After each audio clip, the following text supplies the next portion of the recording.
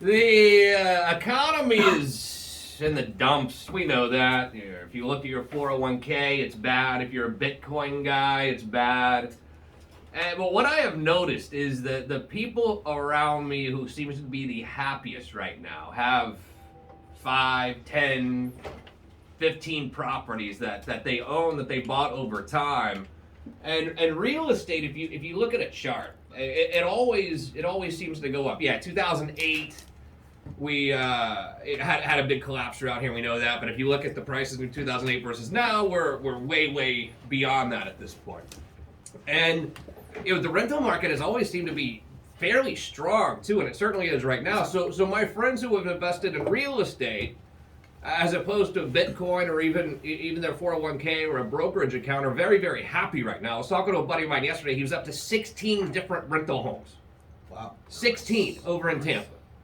And this is a couple of duplexes, a 4-unit, and Man. he seems happy as can be. Goals. Everyone else is all freaked out. He couldn't be happier because he's still getting that rent money. He doesn't care.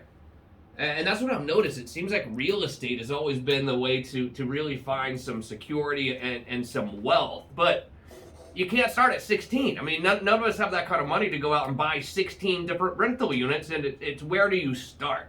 How do you start in investing in real estate? Our good buddy Greg Mann is here, a real estate broker and property manager as well. So you deal, Greg, with a lot of people who do own from one rental property to probably 100. Yes. But the question I think for me is where do we start? How do you start in investing in real estate? Well, first of all, you've got to have the confidence to say that's what I want to do. You've got to have a long-term plan, and then you want to make sure that you put your plan in place. So sit down and work out what do I want to do. Start off smaller. Don't try to jump in, 2, 3, 4 properties. I had one client one time in the last boom. He went out and bought 30 properties. I told him to stop after 5. Really? He'd have been very comfortable after 5. But he kept extending himself, and it was a kind of a little. Actually, in fact, it was all to do with new construction. Because so he would go and buy a new property, and before it was built, the appreciation on that property was so much that the builders would say, "Hey, why don't you use the equity from this house to purchase another one?" So fast forward, he ended up being bankrupt, lost every one of the properties apart from his homestead, obviously. So think small and build up one property at a time, and try to spread your properties out. Don't have them all in one neighborhood. Don't have all townhouses. Don't have all condos. Don't all have single family homes. So just have a good plan. So if I'm going to buy my first investment property, so I think probably for most people you'd want them to buy their primary home first before they start investing in real estate. I don't know, maybe not. You tell me.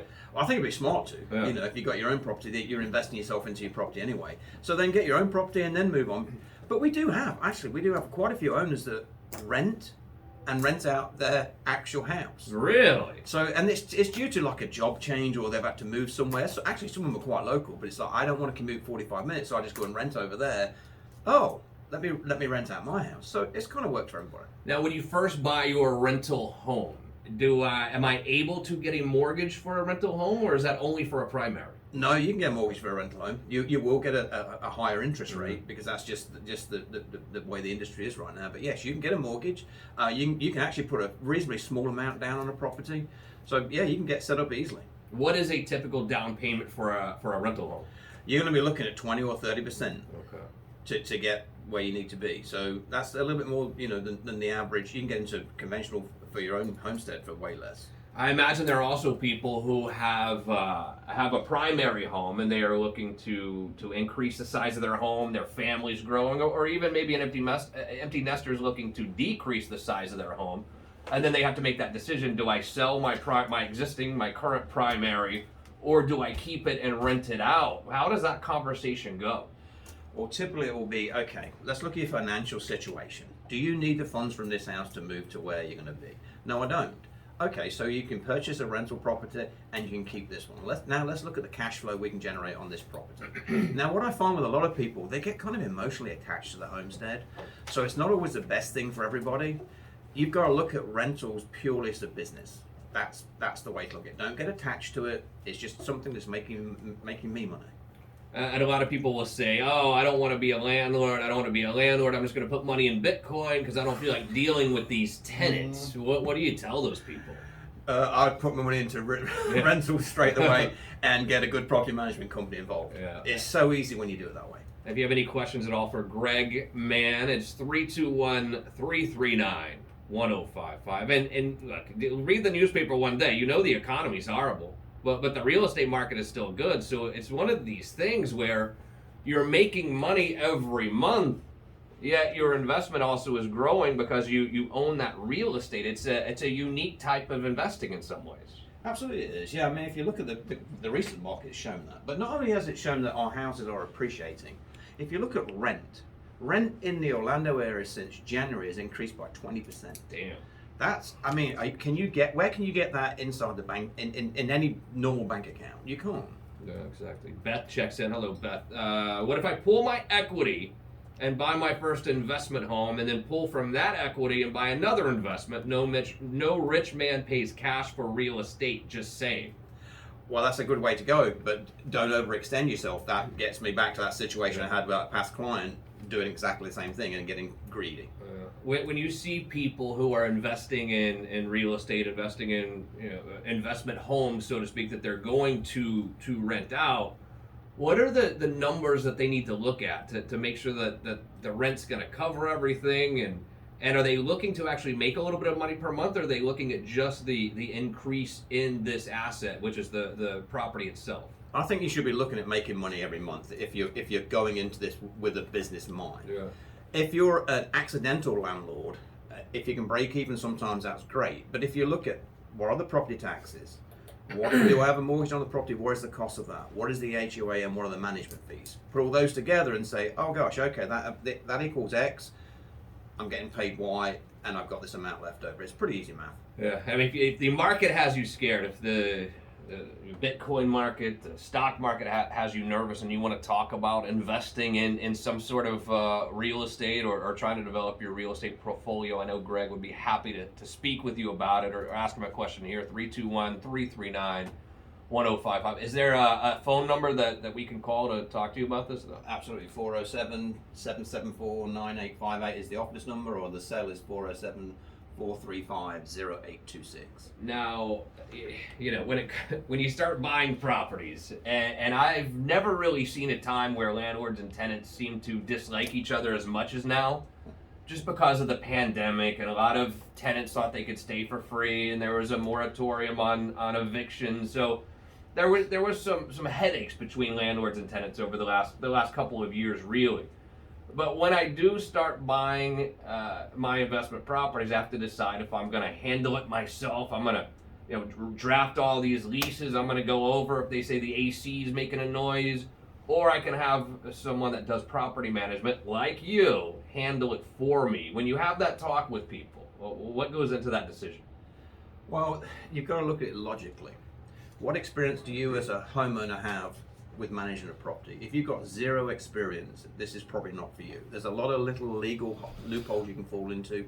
For instance, where do I get a lease? Do I get the lease from from Office Max? Do I go online and find one? Typically they're generic, they're not that great. So with a property manager, for instance, myself, I've aligned myself with a really great attorney, and that's all they do. They only do leases and evictions, and we've only done 4 evictions in 16 years, so I'm not super experienced at that.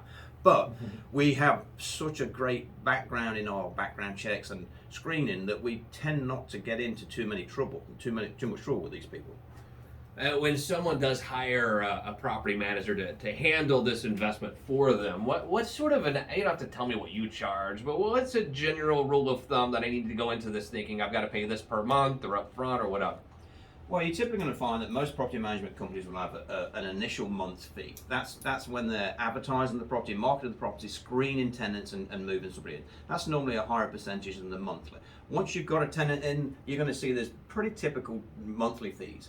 And they vary, I mean, they could be anything from, a flat fee to a percentage fee. Got it. So as long as you're talking to the property manager and understanding what their fees are, you should be in good shape. What you need to look for, and when I first set my property management company up, I thought, I looked at what everybody else was doing. I said, There's so many things I don't like. For instance, if you have a repair at your house, some companies will charge 10% of the invoice for their participation. That's not worth it. I'm not doing that. I'm not interested in making money off your repairs. You're already kind of in stress because you've got a $8,000 bill. You know, why should I make some money out of it? So take a look at the small print, the fine print, and then you should be good. Most of my friends who are real estate investors who have done well with it have had a property manager handle it, and it saves you from getting a lot of gray hair, number one. And I also think though that the small cost involved of having someone manage the property for you is offset by your relationships with vendors and air conditioning companies and a roofing guy or whatever it's going to be, where you have a good relationship there where, number one, you know the job's going to be done well, but you're going to get a good rate because you send them a lot of business. Yeah, they get a good rate, they get great service. I'll give you an example. We've got an appliance company that's just recently been out and made a repair somewhere, and it's a little tricky repair. There was one component they had to replace. That didn't quite make things work properly. They went out immediately and immediately fixed it for free. So you don't get that so much if you're just calling that guy the one time. There's a call out fee, there's this fee, there's that fee. So you've got to watch that. And yes, we get a quicker response, especially this time of the year when the ACs are dropping down like crazy. Dee actually can get our AC guys out within minutes typically, and we've done one just recently. Poor homeowner, a part that failed in his AC. AC's only 4 years old. There's a back order on the part. He could be between 1 month to a year getting the part. He's got a tenant in the house. What do you do? Yeah. Dee got it fixed for him. So what do you do in that situation? Do you have to put him in a hotel, or if the AC, if you don't have a connection, the AC guy is going to take a week to get out there? What do you do? Technically speaking, you don't. You have to provide heat in the state of Florida. You're not really required to provide AC. It's smart to work it out amongst the group. Yeah. But what we do, we work with vendors that will put temporary units in one room, which is enough to keep you going for a couple of days. And then, of course, they're very quick to repair our stuff. So this AC was completed within 24 hours of getting the okay to put a new system in. Yeah. Nice. When you buy an investment property, I think that some people have to make the decision as well. Okay, I'm going to either put this thing on Airbnb and rent it out 2 days at a time or 3 days at a time, or at most a week, this very short-term rental, or this is an investment for me. I'm going to have someone sign a year lease where I don't have to deal with it all the time. How do those conversations go when you're talking to your customers, your clients, about how to rent their home out? Well, first of all, we don't do short-term rental, but many people come to me and say, I've got a house or wherever it is, and I want to do Airbnb. First of all, they got to check the zoning to see if they can do that. Yeah. If it's acceptable, great, then we can refer them to somebody. But if you think about, you can probably make a lot more quick money out of an Airbnb than you would do a long-term rental. So you got to look at that, and we will advise them fairly. This is a good way to go, or this is a good way to go.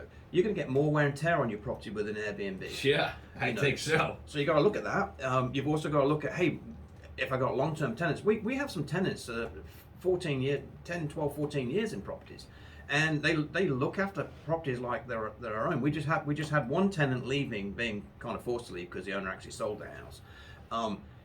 She's improved the house dramatically living there. You won't get that with someone that's just there for 2 or 3 days. So you've got to look at it as a business. Again, do I want to get some quick, fast cash here, or do I want the long-term longevity? Also, though, when you rent it by yourself on Airbnb for a long weekend with people or whatever it is, there are like all these fees that go into it, and it's a nightmare, isn't it? You must have heard horror stories, and I don't know, Airbnb has now banned parties, but whatever, people don't listen to that anyway. I mean, you must have heard horror stories about these short-term rentals. I've heard all sorts of stories, like, again, you say ridiculous parties at places, people abusing the house, people sign up for certain services and not really making any money themselves. Everyone around them's making money, and they're like, well, where's my check? So you've got to investigate whoever you do business with, investigate them closely, pay attention to it. I do have one vendor who's got some Airbnbs, and he's actually making a decent amount of money out of a couple of them, but he's got a great company he works with, and it's not in the state of Florida. Mm-hmm. I've also seen some people that I know go into these they'll buy a condo or something, and the place has a rental pool where it's kind of an on-site hotel-ish type place, but you don't have to join that. and they're telling me they're paying like 50% of every dollar that comes in just to this rental pool person. You know what I mean? It's I don't know if that's always the right way to go. It doesn't seem like it to me. It's not. If you think about this, it's your asset. You should be making the lion's share of the profit. So if you're giving 50% away to somebody, what are they really doing? Again, you've got to look at this as a business and analyze what you're getting into. Read the fine print, whoever you're talking to. When I think too about my investment, so it's pretty easy when you invest in stocks. You get a statement at the end of the month and it'll say, "Oh, you're up 3% or 8%," and then another month you're down 8% or 29%, whatever it is. How do you do that math with someone to figure out the actual financials of, okay, I need to get an 8% return on my investment? How does that math actually work? Well, without getting into it too deeply, basically you're looking at basic math. What are the expenses? What can I make out of it? And there's a simple division of that. But if you look at, it's a bit more complex with a property. So you purchase a property and you pay $250,000 for it. You bought it on January the 1st. You've got appreciation on that purchase, and you've also got rent revenue. So at the end of the year, you've got to look at both of them, and you're actually be quite surprised. Certainly this time, you've made a larger percentage increase than you may think. So it's a two-factor thing to look at. Greg Mann is here, real estate broker, Greater Orlando Realty. The phone number at the office there is 407-774-9858.